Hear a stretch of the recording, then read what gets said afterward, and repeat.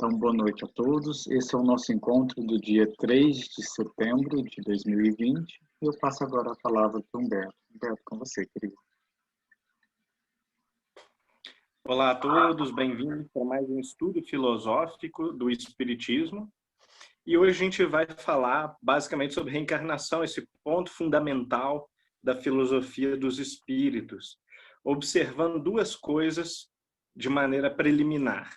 A primeira delas é a seguinte: a gente precisa urgentemente distinguir um argumento de origem religiosa, que geralmente tem uma tendência relativamente dogmática, e aqui eu não estou dizendo dogmático no sentido pejorativo da palavra, no sentido de desqualificar a fonte do argumento como sendo autoritária ou alguma coisa assim, mas simplesmente pelo fato dela se basear numa experiência pessoal, que o sujeito tem reminiscências, o sujeito teve uma visão, ouviu alguém, ou ele de alguma maneira chegou a ter um acesso privilegiado à informação, ele não pode transmitir convicção, transmitir de maneira, digamos assim, persuasiva, no sentido racional da palavra persuasiva, essa convicção às outras pessoas. Então, ele é obrigado,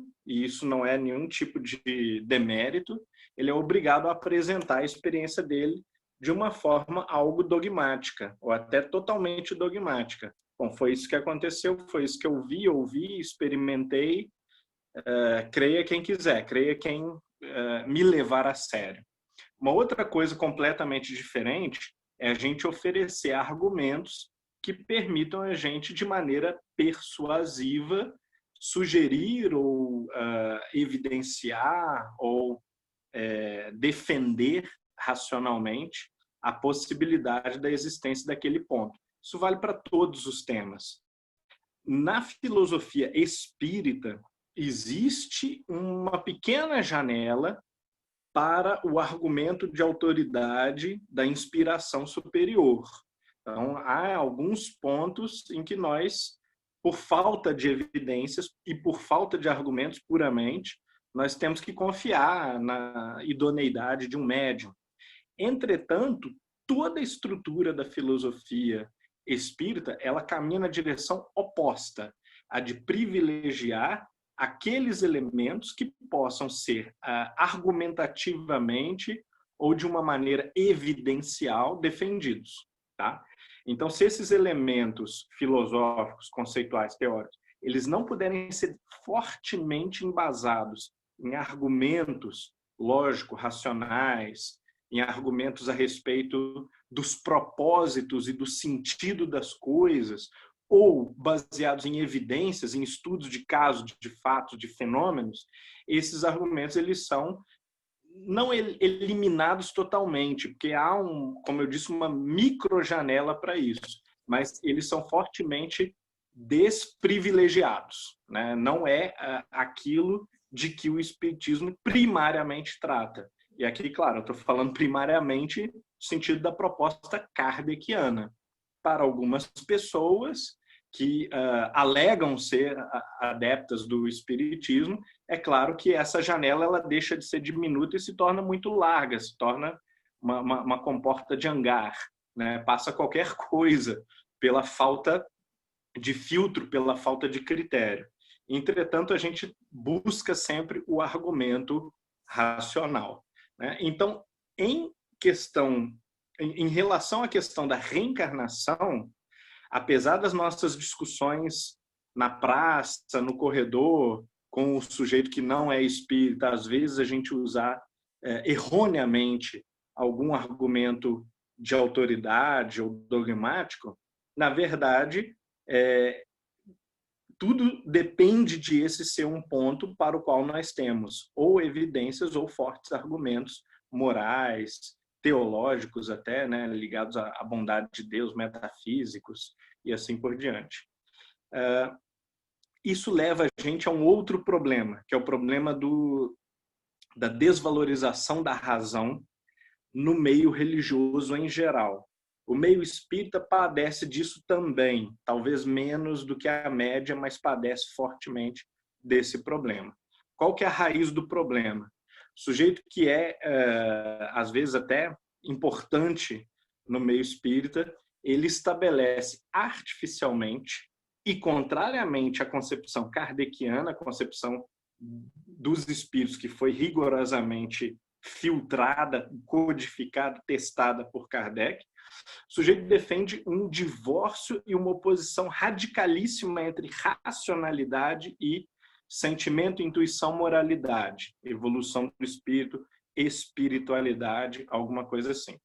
É o entendimento antigo, medieval das coisas, que havia o domínio da natureza, esse sim talvez submetido à razão, existiu o domínio das coisas divinas e transcendentes, que não pode ser racionalizado e que só pode ser acessado pelo voo místico do espírito, por um arrobo do coração. E nós vemos repetida e sistematicamente no discurso espírita a infiltração desse erro, desse preconceito, e grandes expositores ou grandes autores defendem comumente a ideia de um divórcio e de uma inimizade ou de uma contraposição entre o racional e o sentimental, moral, intuitivo, espiritual, quer dizer, tudo aquilo que não seria racional, basicamente. Aquilo que é vago, aquilo que não pode ser escrutinado e não pode ser conceitualmente definido pelo uso da razão. E aí, para vocês verem como é sintomático, eu apostaria que todos já ouviram isso ou disseram isso, né? Vem expressões como a humanidade progrediu enormemente em direção ao desenvolvimento da razão, em matéria de desenvolvimento da racionalidade, mas não desenvolveu o seu lado espiritual, sentimental ou moral. E aí nós temos pelo menos uma alegação que pode ser observada e verificada e até testada. A humanidade progrediu enormemente e obteve sucesso no progresso do uso da razão. Essa afirmativa, ela não parece ser, no entanto, verdadeira, nem no sentido da generalidade da humanidade, né? As pessoas, no geral e na média, elas não agem racionalmente, elas não calculam aquilo que é do seu melhor interesse, mesmo num sentido egoístico, porque se calculasse, por exemplo, no sentido egoístico, nós não veríamos o uso de drogas, por exemplo, nós não veríamos pessoas abusarem de álcool, né, de tabagismo, não veríamos as pessoas desenvolverem vícios básicos de alimentação compulsiva, uma série de vícios que causam prejuízo direto e pouca ou nenhuma vantagem para eles próprios. Isso para não falar da eticidade, do bom trato com as pessoas, da moralização, que a maioria dos filósofos vai dizer também produzem bem-estar. Né? Não num sentido egoístico, talvez, mas são capazes de produzir uma sociedade melhor para a gente viver e até um tipo diferente de bem-estar, que é o bem-estar espiritual. Então, a humanidade, ela não parece totalmente submetida ao império da razão. Basta a gente observar as opiniões das pessoas sobre variados assuntos, por exemplo, política, vacinas, né? Você pergunta às pessoas o que elas acham sobre isso, você rapidamente vai constatar que muitas posições não são racionais ou quase não contêm nenhuma racionalidade na verdade. Muito bem. Em outro sentido, o que seria o uso pleno da razão? A razão é uma ferramenta que ela tem uma eficácia quase absoluta. Ela funciona de maneira quase invariável. As regras da lógica conduzem à capacidade de você diferenciar o argumento certo do argumento errado, de invalidar um discurso porque ele cai em contradição. Na área da medicina, por exemplo, a vacina. A vacina funciona algumas com eficácia próxima de 100%.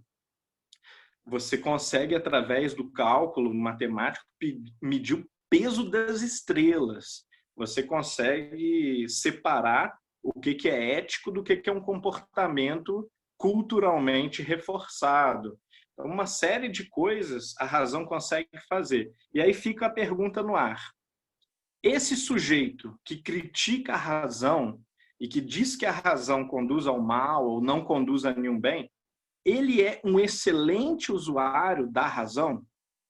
Esse sujeito que diz, né, com uma certa presunção, né, a razão não nos levou a lugar nenhum, ele é capaz, ele é competente, no seu nível mais alto de eficácia? Ou seja, ele produz vacinas? Ele consegue medir o peso dos astros, a velocidade de um cometa? Ele consegue separar o que é argumento do que é opinião, que é uma das coisas mais benéficas possíveis, imagináveis para a nossa vida prática? Separar o que é opinião, o que é gosto, do que é argumento, do que é comprovado, do que é evidenciado pelos fatos. Então, se o sujeito não consegue fazer isso, e aí eu apostaria, eu colocaria a mão no fogo que 99% das pessoas, porque a gente sabe que até quem tenta fazer isso não consegue fazer isso o tempo todo, então 99% das pessoas ou mais não conseguem fazer esse uso pleno da razão. Então, em que sentido nós podemos dizer que nós vivemos numa sociedade altamente racional, altamente racionalizada? Uma sociedade altamente racional seria uma sociedade onde as pessoas dominam a ciência, no mínimo, onde elas conhecem a natureza e conseguem prever fatos futuros a partir do entendimento de padrões de leis naturais dadas. O sujeito conseguiria prever, por exemplo, se amanhã vai chover, como o bom meteorólogo consegue prever. O sujeito deveria conseguir reciclar o seu próprio lixo, ou evitar, encontrar soluções puramente racionais para o desperdício e o descarte de substâncias que sabe que vai ficar aí centenas de anos. Então, vamos considerar suficiente e razoável afirmar que a humanidade não faz uso da razão. Isso é uma falácia, não é uma falácia, é uma fantasia, é um mito que foi construído linguisticamente, culturalmente, para se hiperenfatizar alguns aspectos deploráveis do tecnicismo, que geralmente é o que a gente quer criticar quando a gente fala em razão. A gente quer atacar um tecnicismo, uma versão específica do positivismo ou de um racionalismo ingênuo, de um racionalismo pedante também. Mas, a bem da verdade, a razão ela é uma faculdade descoberta relativamente recentemente, há pouco tempo na história da civilização, na história da humanidade, e ela está longe de ser utilizada pela maioria das pessoas e pela maior parte do tempo, por qualquer pessoa que seja. E nós vamos encontrar mesmo os sábios, os cientistas, os considerados gênios, os maiores intelectuais da humanidade, agindo irracionalmente uma grande quantidade de vezes. Porque isso é da natureza humana, essa relativa falta de familiaridade com a racionalidade, esse relativo desconforto e uma relação quase antinatural com a racionalidade, como se ela fosse uma coisa que desgasta. E pense num problema matemático, para a maioria das pessoas, uma coisa completamente pavorosa, hostil, que afasta, que envolve sacrifício de energia, de tempo. Isso parece ser uma habilidade que já foi muito bem trilhada e que já foi dominada pela maioria das pessoas. Não parece ser o caso. Então, nós precisamos afastar essas noções, esses preconceitos de que, existe o argumento racional de um lado, o argumento religioso, místico, mediúnico, uma experiência direta com o sagrado, e que esse segundo modo de acessar a verdade seria melhor do que o racional. Isso não parece ser verdade e está em total contradição com a filosofia dos espíritos, com a filosofia de Kardec também. E o segundo argumento de que há um divórcio, uma até contradição entre o racional e o sentimental, espiritual, moral, e que, portanto, nós deveríamos abandonar mesmo positivamente, ostensivamente o racional e rumar na direção do intuitivo, né, do despertar, suposto despertar do espírito, que muito provavelmente não vai acontecer, porque o espírito amadurece de uma forma mais ou menos total e integral. Então, de acordo com a filosofia dos espíritos, de novo, isso nunca é minha opinião, né? Que minha opinião é irrelevante. Aliás, a maioria das opiniões, ou quase todas as opiniões, são irrelevantes.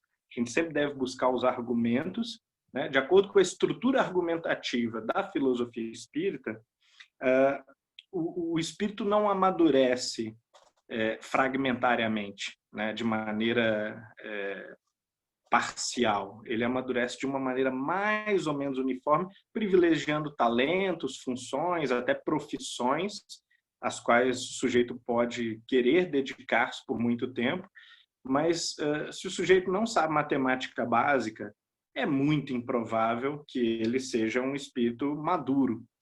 Se ele não sabe diferenciar argumento de opinião, se ele não sabe a diferença entre um juízo de valor e um argumento, né, que tem força persuasiva racional, ele dificilmente está na categoria dos espíritos maduros. Ok, vamos ao tema, então, reencarnação. O que nós podemos dizer com base na doutrina espírita sobre reencarnação? Nós podemos dizer duas coisas. Trata-se de uma lei da natureza e, portanto, não de um elemento revelado no sentido clássico da palavra revelação, como uma coisa que cai do alto sobre o nosso colo e nós temos que obedecer, temos que lidar com isso.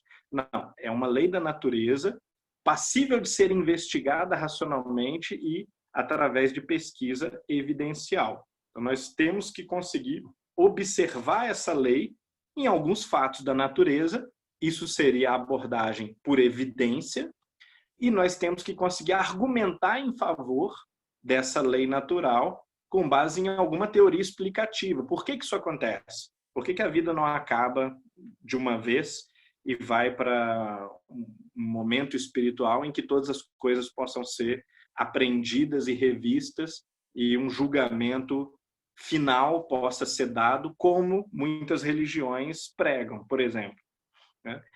Há argumentos contra essa concepção. E interessante observar, esses não são argumentos espíritas, não são prerrogativas espíritas a defesa desses argumentos. Muito pelo contrário, existem lá desde Platão, o criador do método racional de investigação. Platão, ele tem numerosas provas, diferentes e distintas provas, em favor da ideia de imortalidade da alma. Uma dessas provas argumentativas em favor da ideia de imortalidade da alma envolve a teoria da reencarnação, e também ele entende a teoria da reencarnação como uma das possíveis formas de se explicar o próprio conhecimento. A teoria do conhecimento, ela restaria em mistério, por assim dizer, para Platão, sem uma hipótese como a hipótese da reencarnação, em que fosse possível ter um contato do espírito com a verdade e, posteriormente, desse contato pudesse advir uma espécie de lembrança de reminiscência. Depois, com Plotino, né, um pensador muito pouco valorizado, tem muito a ver com a filosofia espírita e que merece mais estudo, inclusive, da comunidade espírita. De cabeça para baixo, para o ar, copo para o ar. Ele vai, de certa maneira, radicalizar a posição de Platão e vai dizer que o que precisa ser provado não é a imortalidade da alma. O que precisa ser provado, que resta por ser provado, é a existência da matéria. E esse argumento ele causa um certo espanto até a muitos espiritualistas, ou supostos espiritualistas. O sujeito ele tem uma religião, ou ele tem a convicção de que aqui e ali alguns milagres, ou alguns argumentos, ou alguns reveladores espirituais sugerem que há uma realidade para além da matéria, E Plotino chega e diz, olha, na verdade, nós não temos evidência forte de que há matéria. O que nós temos são percepções, ideias, sensações, né, visões, audição, paladar, olfato, tato, que nos informam a nossa mente, ao nosso espírito, de uma realidade que parece não ser propriamente ou exatamente espiritual. Então, a partir daí, ele inverte de uma maneira um tanto idealista a questão e diz, bom, na verdade, tudo que a gente sabe sobre a matéria são percepções, são opiniões, são pensamentos, memórias a respeito de algo outro que não é o espírito. O que será isso? Não tenho a mínima ideia, mas não parece ser algo ligado à fonte originária da realidade, que é também ela espiritual, que é Deus, né? O Uno de Plotino, uma espécie de sol das almas, um sol espiritual, que dá origem primeiro a espíritos. E engraçado que ali no Livro dos Espíritos nós vimos isso já, o mundo espiritual precede o mundo material, é a causa, e o mundo material a cópia dessa origem causal, desse mundo causal. Mas depois de Plotino nós vamos ter ainda um ou outro autor, Cícero, autores renascentistas, até chegarmos à modernidade, quando as impressões ou as especulações a respeito da teoria da reencarnação, elas vão a ser acrescidas, né, de um forte argumento moral, que é o argumento do progresso. Esse argumento não estava claro na Antiguidade, na Idade Média, no Renascimento, por parte dos autores que tratam da teoria da reencarnação, mas com Lessing e com outros autores do período, Goethe, de maneira mais velada, né? Se a gente for falar disso, por exemplo, academicamente, não há prova suficiente, não há evidência suficiente de que seja assim, só há insinuações, porque, inclusive, nesse momento o tema já era tabu, e muitos autores eles revelavam isso em cartas, mas não diziam isso nas suas obras, por exemplo. Kant fala disso um pouco na Teoria do Céu, Fichte chega a tratar dessa questão, e esses autores alemães, também Charles Bonnet, que agora não me lembro se é suíço ou se é francês, acho que é suíço, eles vão influenciar a geração seguinte, que é a geração dos românticos, esses sim muito influentes na França, e vão gerar aquele ambiente de Madame de Staël, de Fourier, de uma série de outros intelectuais, Victor Hugo, entre os quais vão estar, provavelmente, talvez, o jovem Kardec. A gente também não tem material suficiente para fazer um estudo da filosofia do jovem Kardec, né, nesse sentido mais metafísico, mas é possível que já tenha conhecido teorias reencarnacionistas dessa época, porque elas eram comuns nos anos 1810, 1820, 1830 na França. E, por outro lado, ao passo que existe esse argumento do progresso, foi gestado pelos iluministas reencarnacionistas, começam a se desenvolver também argumentos da ordem da investigação do inconsciente no século XIX. Quer dizer, sob o efeito do sonambulismo ou em conversa com espíritos, né, através da investigação da mediunidade, ou talvez através de reminiscências espontâneas. Em meados do século XIX, algumas pessoas começam a relatar casos de reencarnação, fazer referência à ideia de reencarnação, já não mais de uma forma filosófica, mas de uma forma empírica, né? como evidências que surgem, como sugestões empíricas que surgem em favor dessas ideias. Mas eu vou enfocar mais o argumento do progresso. Não foi criado por Lessing, mas Lessing é, por assim dizer, o seu grande popularizador, é a figura que a gente associa ao argumento do progresso, e é um argumento que não estava tão claro na Antiguidade, que é qual? O argumento de que Deus, ao criar as almas, ele as cria num regime de igualdade, não pode criar umas santas e outras pecadoras, umas sábias e outras extremamente ignorantes ou semi-selvagens, Então ele cria todas num regime de ignorância, elas vão tendo a oportunidade de, por seus próprios méritos, amadurecerem.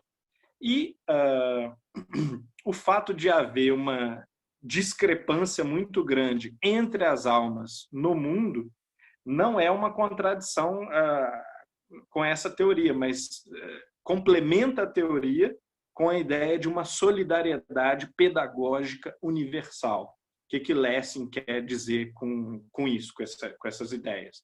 Ele quer dizer que é possível que Deus queira, ou que a Deus apraza, enviar professores, almas mais maduras, almas sábias para a Terra, para que auxiliem e acelerem o processo de aprendizado das demais. E quando isso acontece, nós chamamos essas almas de missionários, de profetas, de santos, de gênios e de sábios. Bom, esse argumento ele foi bastante explorado no século XIX por uma série de teorias reencarnacionistas, entre as quais a espírita, a teoria kardeciana e espírita a respeito da ideia de reencarnação. Mas pouco depois também pela teosofia, por exemplo. A gente vai ver a teosofia com contornos muito parecidos. Uma das consequências dessa teoria também é a ideia da não retrogradação. Isso é, que espíritos, porque eles evoluem por seus esforços e pelos seus méritos, eles não poderiam, em tese, não quer dizer que é uma prova cabal, mas não seria moral ou não seria justificável da parte da bondade, da justiça divina, fazer com que as pessoas involuíssem ou viessem a encarnar em animais depois de terem experiências na vida humana, com corpos humanos. Porque não é que essas experiências sejam tecnicamente impossíveis, mas elas seriam inúteis. E por serem inúteis ou até deletérias, isso confrontaria, ou entraria em contradição, em choque com a ideia da moralidade de Deus, com a ideia da infinita justiça divina. Então, essa é a origem do argumento, um argumento que se popularizou principalmente nos círculos iluministas tardios e românticos e que veio a contaminar a sociedade francesa 20 anos depois de ser razoavelmente bem desenvolvida na Alemanha, que é 1780. Então, 20 anos depois, a gente está falando de 1800, 1805, quando essa ideia, que também já existia na França, na Inglaterra, em outros lugares, ela vai se desenvolver mais nesse ambiente. Bom, esse é o aspecto, digamos assim, filosófico das justificativas para se defender a reencarnação. Então, não é uma exclusividade, não é um privilégio da filosofia espírita. É claro que ela vai acrescentar uma série de nuances importantes para a compreensão de como isso se dá e de, em entendendo como isso se dá, conciliar melhor ainda isso com a ideia da justiça divina, com a ideia da progressão intelectual e moral dos seres, assim por diante. No entanto, essa ideia ela já pairava no ar há algum tempo. Uma outra questão é a questão de por que os espiritualismos outros, como o espiritualismo moderno, particularmente de língua inglesa, quer dizer, do Reino Unido e dos Estados Unidos, não seguiu esse caminho. Uma controvérsia muito interessante, uma controvérsia histórica, aliás, muito interessante. Eu não diria que é tanto uma controvérsia filosófica, mas talvez uma controvérsia mais cultural e teológica, né? Religião evangélica, ou as religiões evangélicas, o ramo evangélico do cristianismo é extremamente hostil a qualquer outra ideia que a ideia de ressurreição dos corpos. Isso eu não estou falando no nível popular. No nível popular, as pessoas acreditam, a gente sabe muito bem, em reencarnação, acreditam em chakras, acreditam em meditação transcendental, meditação budista. Mas no nível teológico, a teologia protestante, no geral, ela é extremamente hostil a qualquer alternativa que não seja a ideia de ressurreição dos corpos. Então, existe um flerte de algumas ramificações com uma imortalidade da alma, imediatamente após a morte do corpo, mas essa imortalidade da alma, ela seria ou ela serviria como um estágio intermediário, um momento de espera, uma sala de espera para a ressurreição do corpo, né? Então, aqui e ali havia um ou outro autor britânico ou alemão que defendeu a ideia da reencarnação, mas esses autores, ou esses geralmente filósofos, eles foram considerados, ou melhor, as suas ideias foram consideradas palpites ou opiniões, posições pessoais. A tendência geral foi de se rechaçar a ideia da reencarnação. O que não aconteceu com o Espiritismo, e o Espiritismo teve uma influência muito grande sobre o mundo latino-europeu, sobre a América Latina, como nós obviamente sabemos, também por conta da centralidade da figura de Kardec, que havia outras expressões anteriores e contemporâneas a Kardec que não privilegiavam a noção da reencarnação. Então, a gente precisa também tomar um certo cuidado de não ter a ingenuidade de atribuir a ideia de reencarnação a uma revelação espiritual. Ela foi absorvida mais rapidamente por Kardec, porque fazia sentido filosoficamente. O projeto de Kardec era um projeto filosófico, metafísico, global. Ao passo que, para alguns pesquisadores do espiritualismo moderno, como William Crookes, por exemplo, como Aksakov, a questão de uma filosofia consistente que abrangesse, conectasse os fenômenos observados com a moralidade, com as questões ligadas a Deus, elas eram questões de menor importância ou até irrelevantes. Eles queriam fazer pesquisa empírica da coisa. E um ou outro autor, naturalmente no mundo de língua inglesa, por exemplo, um ou outro autor esboçou um projeto filosófico, mas esses projetos filosóficos eles não atingiram aquele grau de unanimidade, generalidade que a filosofia espírita atingiu na França e mais ou menos no mundo latino, a princípio, num primeiro momento, né? Estamos falando aqui da época que Kardec era vivo apenas, ou dos 20 anos posteriores, no máximo. Então, a gente vai observar que, por essa falta de unanimidade, nós temos expressões como Stanton Moses, o Jackson Davis, né? O Andrew Jackson, Gurney. São pensadores que tentaram, médiuns, que tentaram criar uma cola para isso que estava surgindo de maneira um pouco intuitiva, um pouco artesanal, que era o espiritualismo moderno de língua inglesa.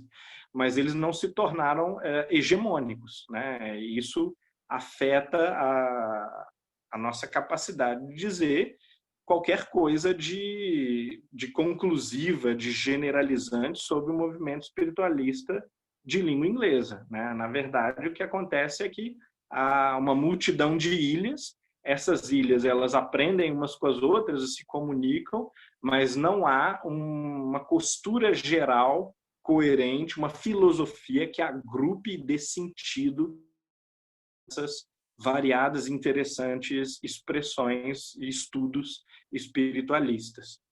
Então, isso entendo eu, uma razão, ou a razão principal para nós não termos o conceito de reencarnação tão fortemente presente entre os espiritualistas de língua inglesa, quanto nós temos, por exemplo, no sul da Europa, na Europa mediterrânea, particularmente através do espiritismo de Kardec, que foi também muito influente sobre a Alemanha e sobre outras nações do norte depois. Muito bem, então, com isso eu não queria, né, fechar a questão, nem comprovar nada, mas queria traçar uma possibilidade de explicação de por que há esse elemento filosófico forte, justamente no organismo filosófico que é a doutrina espírita, a filosofia de Kardec com os espíritos, e não aparece o mesmo elemento, esse elemento não tem um lugar privilegiado, pelo menos naquele momento. A gente não quer falar também de Ian Stevenson, de desdobramentos posteriores sob influência da teosofia, por exemplo, uma série de outras coisas aconteceram no século XX, mas num primeiro momento não há essa presença forte desse elemento que para nós parece ser absolutamente central e que ajuda a iluminar os fatos da vida espiritual, suas relações com a nossa vida, com a forma de vida que nós levamos aqui. Eu vou parar por aqui um pouquinho mais cedo hoje para a gente partir direto para as perguntas e dar mais espaço para o diálogo hoje. Obrigado, Humberto. Fux, pode começar.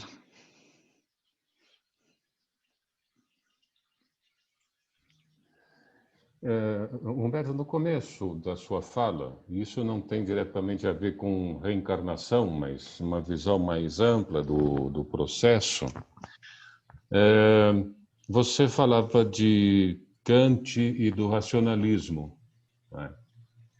Você tem um texto falando desses dois pensadores, em que você começa dizendo que, aparentemente, há algum problema de aproximá-los, para concluir que essa dificuldade é aparente. Se descobre mais proximidades entre eles. Eu começo assim porque eu queria ouvir você sobre como é que Kant fala sobre as virtudes, porque ele acaba colocando o sentimento como algo tão secundário, até onde eu chego, ele ridiculariza um pouco o sentimento e diz, você tem que agir por dever. Se você salvou alguém porque você gosta dessa pessoa, isso não vale não, porque a sua obrigação seria ter salvo, não é porque você gosta ou não. Eu queria ouvir um pouco você sobre isso, porque isso me inquieta nessa minha relação com esse Emmanuel. Pois é, uma confusão muito comum em relação a Kant, pelo fato dele ser tão grandioso, tão brilhante, e ter resolvido mais problemas filosóficos do que quase qualquer outro pensador, é que a gente acaba ignorando o quanto ele errou e quantas limitações ele de fato tinha. Algumas dessas limitações são evidentes no seu discurso moral, como você colocou. Uma outra limitação bem peculiar é aquela que a gente enxerga quanto à religião, tanto nos seus escritos sobre religião mesmo, como A Religião nos Limites da Simples Razão, quanto no seu escrito sobre mediunidade, Os Sonhos de um Visionário, em que ele debocha cruelmente do Emanuel Swedenborg por, enfim, fazer alegações a respeito de uma atividade paranormal, de uma capacidade peculiar de se relacionar com o mundo invisível. Então, outros autores daquele mesmo momento histórico foram mais justos. Herder, que assistiu às aulas de Kant sobre o Swedenborg, né, ele deu aulas sobre essa matéria, né, a mediunidade, por assim dizer, na época não tinha esse nome, mas era sobre isso que tratavam as aulas, o lugar epistemológico da revelação, né, da inspiração divina, da vidência, como um possível olhar sobre elementos metafísicos. E Herder vai dizer o seguinte, que sim, é preciso raciocinar e tomar muito cuidado e ter um olhar cético sobre esses fenômenos, mas isso não quer dizer que eles sejam falsos também. E é tão irracional aceitá-los ingenuamente quanto negá-los dogmaticamente, sem dar voz, sem dar o benefício da dúvida, digamos assim, para quem alega ter essas experiências espirituais, né? Então, quer dizer, naquele mesmo momento histórico, ali dos final dos anos 60 para começo dos anos 70, século XVIII, já havia pessoas que faziam a crítica, né, ou que mostravam, olha, a perspectiva kantiana nesse momento aqui é uma meia-verdade. Ela privilegia um modo de enxergar a realidade mas nega de uma maneira um pouco radical demais outros modos de enxergar a realidade, né? Isso aparece também na moralidade, como você bem colocou, né? Não existe um bom tratamento do aspecto, não só da emoção do sentimento, mas de um aspecto incondicionado da alma humana, né? E que pensadores imediatamente posteriores, como Schiller, por exemplo, vão tratar melhor ou vão acabar corrigindo, né, no desenvolvimento posterior das teorias éticas. Agora, para a gente voltar mais à questão específica da ligação de Kant com o racionalismo, em primeiro lugar, ele cede à tendência ao vício daquele momento iluminista de se defender um projeto racionalista um pouco ingênuo, um pouco radical demais e que ignora, não no sentido de deixar para outros discutirem ou discursarem, mas que nega mesmo, né, invalida ou desqualifica totalmente dimensões da humanidade que não possam ser totalmente exploradas de uma forma conceitual, categorial, técnica, por assim dizer, né? Isso, claro, que é um erro. É o erro que vai alimentar e fomentar, por exemplo, o romantismo. Os românticos, alguns deles são tão irracionalistas, são tão antipáticos ao projeto racionalista, que eles estavam fartos de todo esse excesso de presunção racionalista, tecnicista, lógica, conceitual e analítica dos últimos 200 anos, praticamente. E não por acaso, eles estavam fartos disso porque eles eram poetas, eles eram místicos, eles eram pessoas que queriam discutir sonhos, que queriam discutir o inconsciente, queriam discutir a beleza, queriam discutir o sentimento, queriam discutir o que é a sensação de união com o divino, de união com Deus. E na medida em que nada disso tinha lugar, ou era até proibido pelo racionalismo, pelo tipo de racionalismo também do iluminismo, essa negação dogmática e radical e essas proibições, elas instigavam todas aquelas almas que tinham uma inclinação para o sensível, para o intuitivo, para o místico. Foi satisfatória essa? Sim, sim. Foi por essa razão que na semana passada eu falei de Schiller e Kant, né? E agora nós temos ainda os nomes de Lessing, Herder, para refletir um pouco sobre eles. Obrigado. Sim, eu acho que ajuda muito, e isso está em harmonia também com a filosofia espírita, ajuda muito a gente ter uma visão mais historicista, não só histórica, mas historicista mesmo, do desenvolvimento da razão, do desenvolvimento da consciência.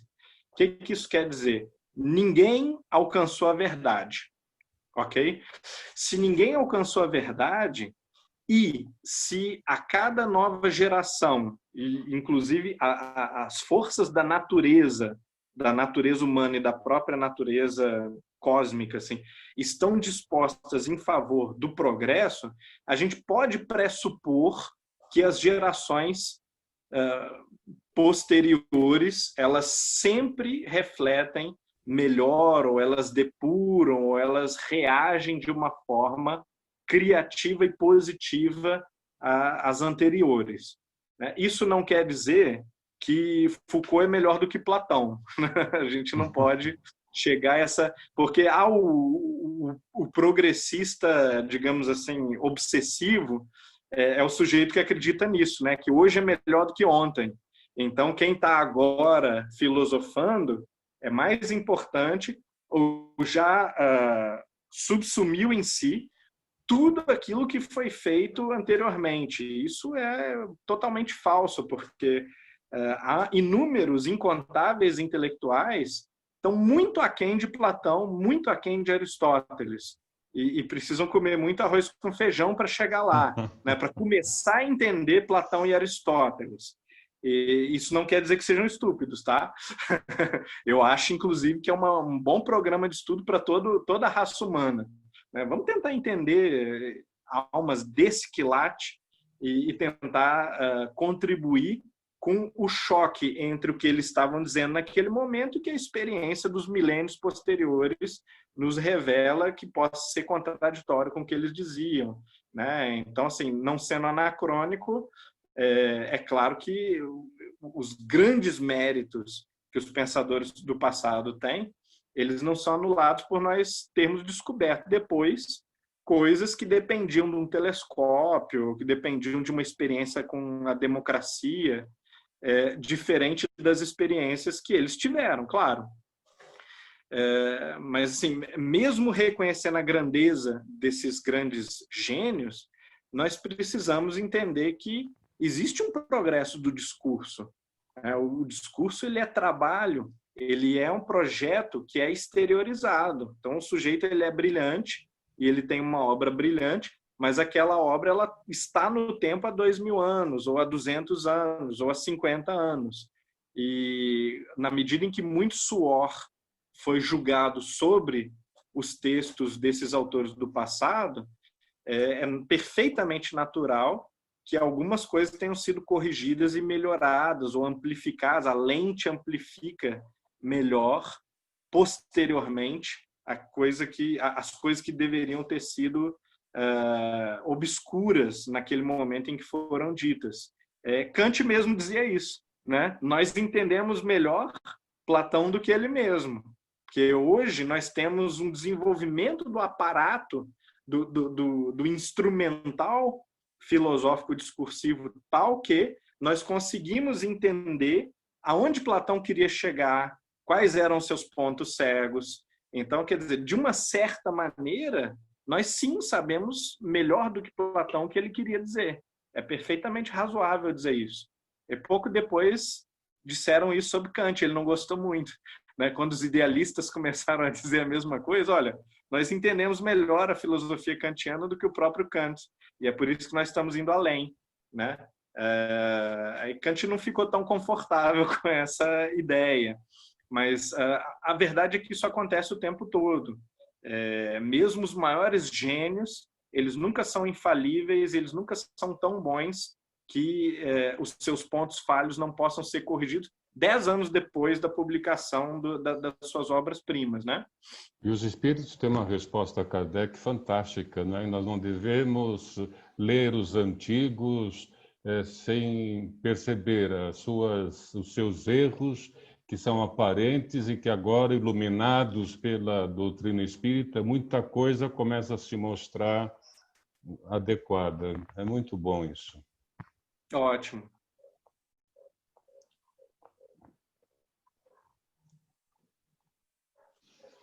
Nós temos 3 perguntas na fila. 2 vêm do Jader. Eu vou ler a pergunta para vocês. Ele diz o seguinte: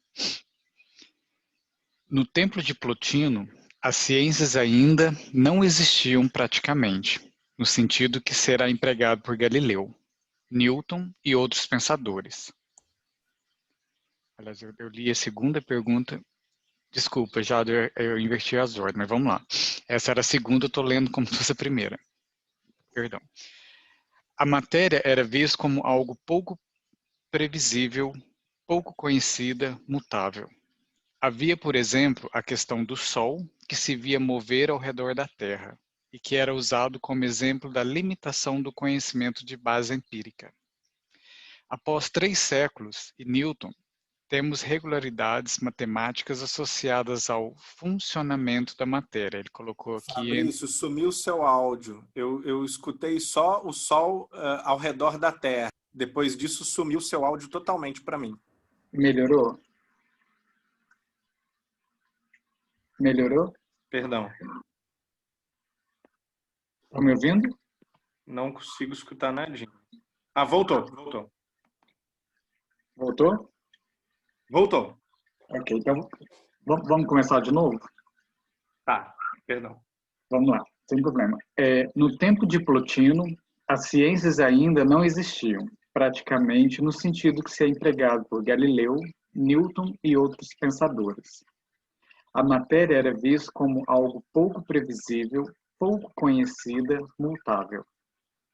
Havia, por exemplo, a questão do Sol, que se havia mover ao redor da Terra e que era usado como exemplo da limitação do conhecimento de base empírica.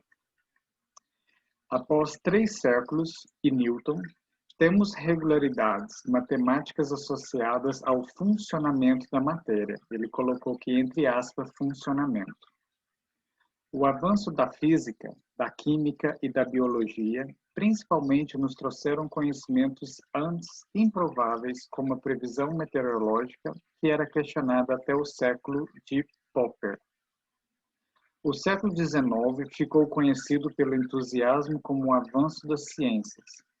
Plotino, nesse contexto, não teria dificuldades em afirmar a existência da prova da existência da matéria.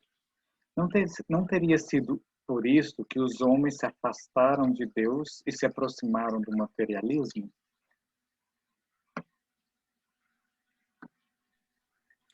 Ok, essa é uma pergunta muito delicada, porque envolve uma quantidade enorme de história da ciência e da religião e da relação entre as duas, e das duas com a filosofia.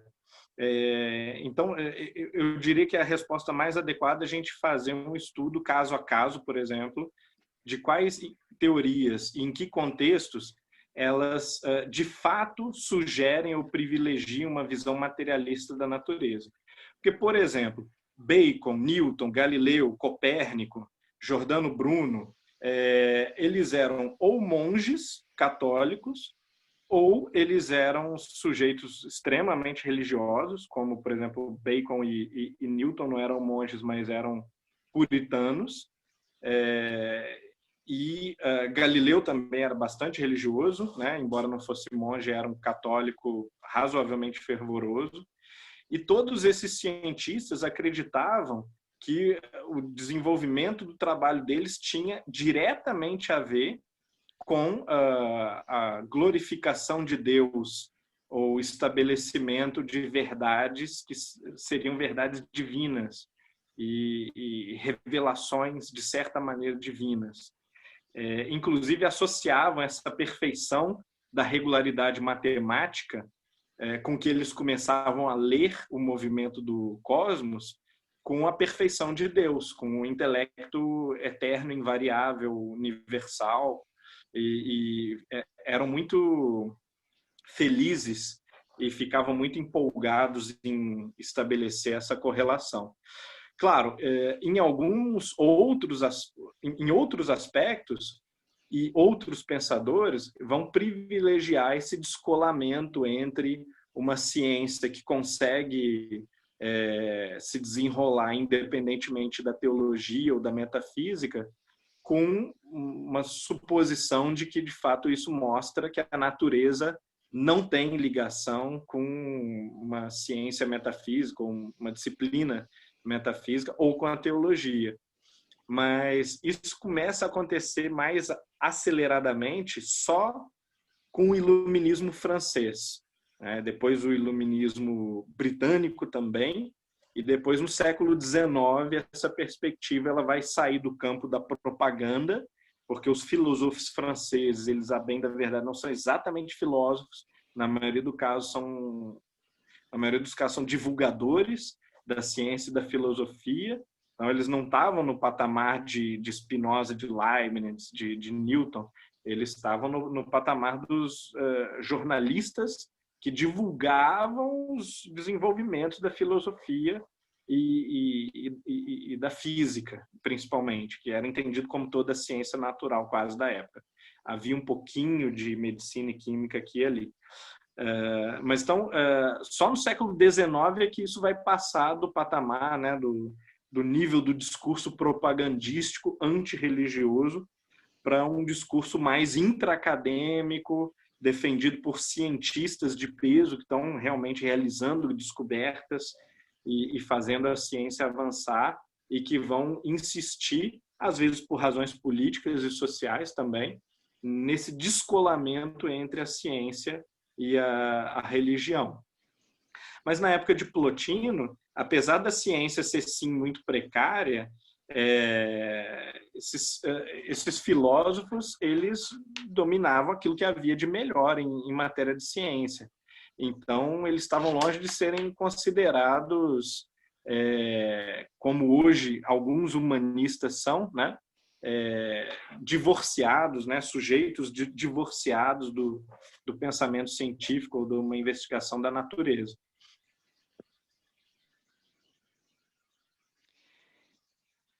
E a outra pergunta, vocês estão me ouvindo, né? Ok. A outra pergunta do Jade, ele diz o seguinte: há muitos médicos homeopatas que são contra a vacina, que você usou como exemplo.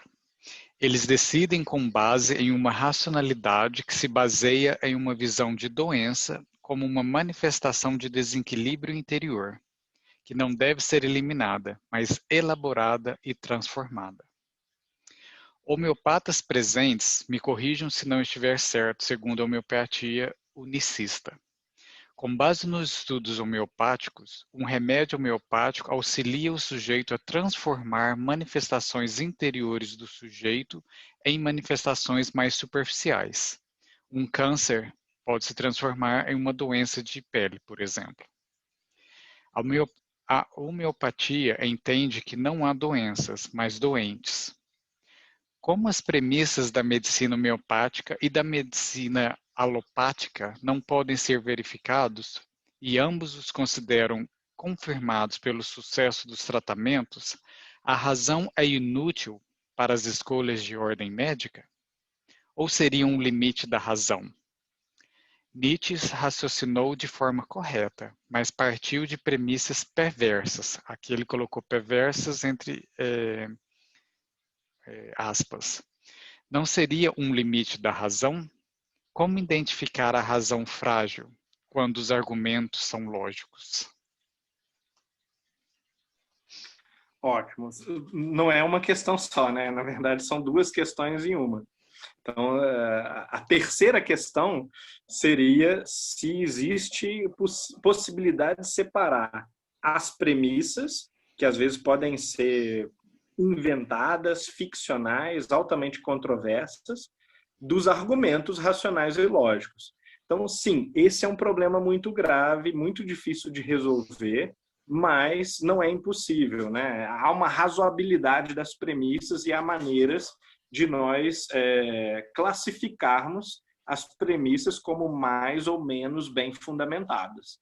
Esse seria o caminho para a gente escolher qual é o discurso que começa com as premissas mais razoáveis, certas seria a forçação de barra, a gente dizer, daqueles discursos que partem de premissas menos razoáveis, que partem de inferências completamente não fundamentadas em evidências, por exemplo, ou de questões que não são tão evidentes e imediatamente intuitivas quanto seus defensores alegam. Então, isso seria uma questão. A outra questão é a questão da homeopatia versus vacina. E aqui eu não tenho conhecimento técnico para dizer como exatamente essa controvérsia, esse debate se dá, mas o que eu posso dizer é o seguinte: se, da forma como o argumento foi apresentado, uma opção depende do sujeito se reformar, se transformar, e isso pode ter até benefícios, né? O sujeito faz um esforço maior e tem mérito de crescimento pessoal também, né? Nessa cura ou nesse processo de aumento da imunidade, da saúde. E, por outro lado, você tem um processo que é passivo, mas que funciona para todo mundo. Bom, então a escolha é se você quer que uma certa quantidade de pessoas morram, porque a opção da vacina, ela resolve o problema para os preguiçosos, por assim dizer, de acordo com a própria teoria que foi colocada aqui, né? Então, ela é racionalmente preferível na medida em que você não pode cobrar das pessoas. Algumas dessas pessoas, sei lá, podem não ter consciência, como bebezinhos, né? Você não pode cobrar das pessoas que elas façam esforço de reforma íntima, de amadurecimento que seja exigido por uma outra metodologia. Que não quer dizer que essa outra metodologia esteja errada. Ela pode ser usada complementarmente, por exemplo. A razão ela não funciona, na maioria das vezes, por ou isso ou aquilo. Se há duas coisas que funcionam, você poderia perfeitamente usar as duas. Se há uma contradição entre as duas, se elas não podem funcionar em conjunto, a gente tem que prezar os prós e os contras. Por um lado, pelo que foi dito, há um método que é mais holístico, orgânico, que desenvolve a capacidade do ser humano de se auto-organizar, mas, se isso não funcionar, o sujeito morre, né? Por outro lado, tem um método que é passivo, que não vai estimular, talvez, o progresso orgânico da pessoa, mas ele vai funcionar e vai fazer com que a pessoa não tenha poliomielite ou sarampo, enfim, varíola, alguma coisa assim. Então, esse método, a princípio, ele é imediatamente preferível. Pode ser que no longo prazo a gente desenvolva outros métodos paliativos que venham a complexificar esse cálculo. Vamos supor que num outro cenário hipotético, amanhã, exista uma coisa que é intermediária entre a vacina e um tratamento mais holístico. E esse fator intermediário, ele permite o sujeito sobreviver e enfrentar a doença. Aí eu acho que já faria mais sentido o sujeito optar, né, se ele desejar, né, optar por um método desse que lhe dá, digamos assim, uma margem de sobrevivência para ele testar suas forças, né, adestrar a sua imunidade contra um agente hostil. Mas em casos que haja, por exemplo, consequências permanentes, como deficiência física ou a morte, eu acho que não seria prudente ou razoável a gente discutir se qualquer outra alternativa ela é aceitável a alternativa que funciona universalmente, né? Eu acho que isso serve para uma série de outras questões, né? Eu estava discutindo com outro amigo há algum tempo e dizia o seguinte: a razão é muito boa, mas melhor ainda é você ter certeza da vida após a morte. Você ter uma convicção que foi criada por uma experiência. Quer dizer, você teve uma experiência paranormal, teve uma experiência mística. Então, isso tem que ser propiciado a todas as pessoas. Aí eu falei, olha, eu até concordo, mas enquanto você não consegue propiciar essa experiência garantidamente para todas as pessoas, eu acho que faz mais sentido a gente investir, na verdade, no argumento. Porque o argumento ele tem alcance universal. Ele é da estrutura do discurso, do pensamento de todas as pessoas, sem exceção. Então, quer dizer, ele pode não funcionar todas as vezes, mas ele tem pelo menos a possibilidade de funcionar com todas as pessoas. Enquanto que mostrar, né, a evidência da sobrevivência do espírito é um privilégio por enquanto. Vai acontecer com algumas pessoas e com uma quantidade imensa de pessoas não vai acontecer. Então, é um caminho que, embora bom, ele não deveria ser o caminho preferencial, né? Ou não é o que vai funcionar melhor imediatamente. Pode ser que numa outra condição futura funcione melhor. Obrigado, Berto. E a nossa última pergunta vai para... Ana, pode falar, querida Ana Paula. Oi, boa noite. Humberto, se você puder falar um pouquinho sobre a questão da reencarnação, pelo seguinte, eu tenho a impressão, eu não poderia citar aqui as fontes, mas que a Kardec ele teria tido uma família na França mais católica e aí teria tido uma formação mais para o protestantismo na Suíça, então ele não seria um adepto dessa teoria de reencarnação, ele teria até alguma coisa contra um pouco isso, né? E que seriam os espíritos que teriam revelado isso, essa doutrina da reencarnação, da pluralidade de existências, nas comunicações, então. E aí ele começou a investigar, colocar mais perguntas, né? E até depois, então, que foi aceitando como homem, né, dessa vida e foi estudando, né? Ele e procurando então os argumentos aí, e até depois defendendo, né, com argumentos lógicos, né, como que essa teoria, né, das reencarnações, ela é muito mais condizente com a justiça e misericórdia de Deus, né? Então, procede isso daí, essa ideia de que ele não seria reencarnacionista e teria sido, e até foi interessante ter ocorrido isso, que como demonstra, né, que ele, bom, não sei, falar um pouco sobre esse assunto, assim, procede isso que eu estou falando? Por favor, obrigada.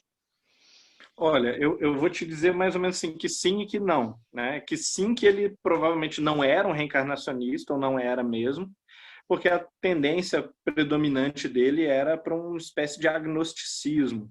Ele com certeza não era um religioso no sentido tradicional da palavra, mas pela própria educação que ele recebeu do Pestalozzi, pelas disposições de caráter dele, dá para a gente imaginar que ele não era ateu, né? Ou materialista, por exemplo. Por outro lado, ele era um sujeito que valorizava muito a dúvida, a desconfiança de tudo aquilo que soasse supersticioso, bem em conformidade com o ambiente pós-iluminista e já um pouco positivista em que ele vivia. Por outro lado, eu não considero crível que Kardec não conhecesse a teoria da reencarnação. Uma coisa é dizer que ele não acreditava nisso, ou que ele não achasse isso uma grande teoria. Mas no ambiente que ele estava inserido, e sendo uma pessoa que era muito culta e conhecedora da literatura da sua época, é muito improvável que ele não tivesse topado com essa ideia inúmeras vezes. Porque até pela Revista Espírita, por exemplo, quando no final a gente vê ali as biografias dos comunicantes ou das pessoas sobre as quais se fala, a gente vai ver que Kardec lida com muita segurança com as biografias desses autores, o que nos sugere, não tem como provar, que ele conhecia bem, estava muito bem inteirado de uma tradição cultural bem ampla, né? Que ele não começou a estudar depois de virar espírita, depois de velho, por assim dizer, né? E é muito improvável que ele não conhecesse autores como Madame Germanie Necker-de-Stael, que ele não tivesse lido ela, que é uma defensora da reencarnação, né? Desde 1810, mais ou menos, e é uma das maiores autoras da França, muito importante para a formação de quase todos os jovens da época em que Kardec se formou. Uma série de outros autores importantes, como, por exemplo, Platão Plotino, na Antiguidade, né, defendiam as ideias reencarnacionistas. Então, quer dizer, tendo a erudição tão ampla que Kardec tinha, é muito improvável que ele não conhecesse essas ideias. Kardec também falava alemão fluente, a gente sabe isso, que ele estudou com Pestalozzi, cuja língua primária era o alemão, né? E a educação em Yverdon parece que se dava de maneira bilíngue entre francês e alemão. Ele também é tradutor de uma obra de Fenelon, do francês para o alemão. Então, ele tinha bastante domínio do idioma. A gente só adquire domínio do idioma lendo muito e lendo os clássicos desse idioma. Além disso, um dos livros mais famosos do momento era A Educação do Gênero Humano, do Lessing. Então, se a gente cruza as pistas, a gente pode imaginar que um sujeito que fala um alemão perfeito e que se educou de maneira bilíngue, leu os grandes, pelo menos os mais famosos livros em alemão daquele momento. E se isso é verdade, ele certamente tinha que ter lido Educação do Gênero Humano, de Lessing, que é um livro que defende explicitamente a teoria da reencarnação. Como eu disse, é talvez o primeiro livro que defende a ideia da reencarnação progressiva, né, do progresso do espírito, do progresso da consciência, da moralidade. Então, quer dizer, há muitas razões para crer ou para supor que Kardec conhecia, tinha alguma noção de qual era a ideia básica da reencarnação. E é absurdo imaginar, como algumas pessoas imaginam e defendem, às vezes por causa do dano causado pela teosofia, que é um movimento também mais popular e algumas vezes assim muito descuidado, né, nos seus textos, algumas pessoas imaginam que esse é um conceito oriental, que ele nunca existiu na cultura europeia. E se a gente lê os clássicos sobre a ideia da reencarnação, a gente vai observar que não só os druidas, como Leon Denis diz, né, mas também os germanos, os escandinavos, os celtas viviam não só na França, mas viviam também na Inglaterra, em Portugal, na Espanha, no norte da Itália. Esses povos todos eram reencarnacionistas, ou eles pelo menos sabiam, tinham notícia da ideia de reencarnação. O que talvez uma evidência cultural para o fato de que deve haver alguma coisa na experiência humana, na mente humana, que sugere a naturalidade da ideia da reencarnação, né? Mas, enfim, talvez com as cartas agora de Kardec a gente consiga ter algum insight sobre isso, né? Na medida que a gente vai lendo as cartas, pode ser que apareça alguma coisa. Seria excelente se tivéssemos mais material para a gente entender esse processo formativo de Kardec, né? Tá certo, obrigado. Humberto, o Jader só colocou um comentário aqui, dizendo aqui que Charles Fourier, não sei se é assim a pronúncia, era reencarnacionista, se não me engano. Kardec teve contato com ele e com seus discípulos que escreviam para ele na Revista Espírita. Sim. Depois de Madame de Staël, Madame de Staël, ela não foi assim perfeitamente correta na avaliação dela sobre o romantismo alemão, mas ela prestou um bom serviço. Que, da forma como ela retratou a cultura alemã no seu icônico livro sobre a Alemanha, ela deu a entender que qualquer alemão inteligente acreditava na ideia da reencarnação. Esse livro foi muito influente na França e isso levou muitos intelectuais a entreterem a ideia, flertarem com a ideia da reencarnação.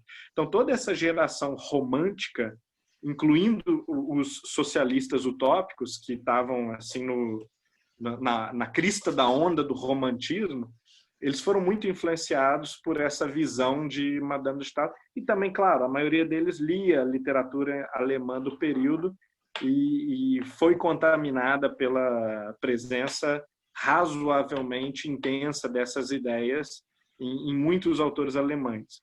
Agora, claro, a Madame de Staël exagera um pouco, né? Nós temos vários autores que não acreditam nem na imortalidade da alma, quanto mais em reencarnação. Essa generalização também foi um pouco forçada, mas, de qualquer maneira, o livro teve um impacto muito grande na França. E os franceses passaram a entender que a reencarnação era um tema, a partir da leitura de Madame de Staël, ou do filtro de Madame de Staël, que é uma autora que se comunica com Kardec, né? Vamos lembrar ali na Revista Espírita, Kardec parece especialmente interessado em conversar com ela.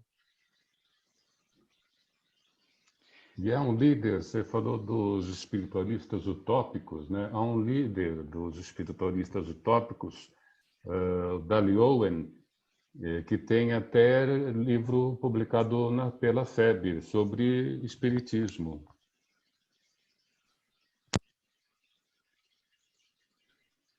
Eu não tenho certeza, mas acho que é ele que aparece no filme do Jovem Marx, né? Lá no finalzinho. Acho que tem uma referência a ele. Vale a pena, aliás, o filme, o Jovem Marx.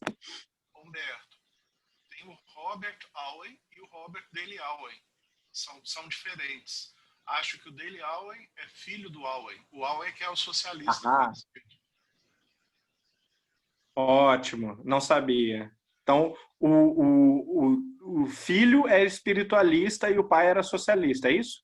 E o pai se tornou espiritualista convertido por uma médium na Inglaterra. E isso influenciou o Wallace. Ok, ótimo. Muito bom. Humberto, você quer fazer alguma consideração final antes da gente ir para a prece de encerramento? Não, estou satisfeito. Ok. Então, hoje nós vamos lá para a Suécia e nós vamos convidar a Edley para fazer a nossa prece de encerramento. Obrigado, Fabrício. Então, vamos nos unir agora num só pensamento, irradiando energias salutares para que haja paz, saúde, física e mental, para todos os encarnados nesse lindo planeta azul. Pai, Tu que és todo-poderoso, Criador do nosso universo e de todas as forças do bem, do amor e da paz. Nós, humildemente, unidos num só pensamento, te rogamos que nos envolva numa áurea de luz, abençoando todos nós, com seu amor, com seu perdão. Ó Pai, nos leve à afetividade global, ao perdão, ao respeito, ao nosso semelhante e também à nossa natureza. Que as nossas mentes e os nossos corações, unidos nesses estudos, junto com o nosso querido Humberto, esteja sempre banhado pela tua energia, para termos o conhecimentos salutares nesse momento e nessa doutrina. Que a tua luz, ó Pai, que é repleta de amor, envolva cada um de nós. Agradecemos mais uma vez essa noite por nos dar a oportunidade de estar novamente reunidos no pensamento, numa oração, no estudo, vibrando pela vida, pelo nosso planeta e por ter a vossa presente sempre constante em nossas mentes e orações. Que assim seja. Muito obrigada, Fabrício. Muito obrigada a todos vocês. Grande abraço, pessoal. Só um comentário, gente. A Elza colocou aqui, a vida além do céu são em duas épocas separadas. Eu não sei se isso acrescenta alguma coisa, mas para mim, eu não entendi muito, não. A vida além A gente vê na semana que vem melhor. Ok, A Vida Além do Véu é o nome do livro. Esse livro é do Dale Allen. Ah, ok. Ok, pessoal. Abração, então, gente. Uma boa Obrigado, noite. viu? Até Obrigado. quinta que vem. Obrigado a vocês, gente. Um abraço. Tchau, gente. Beijo para todo mundo. Obrigada, Humberto. Obrigada.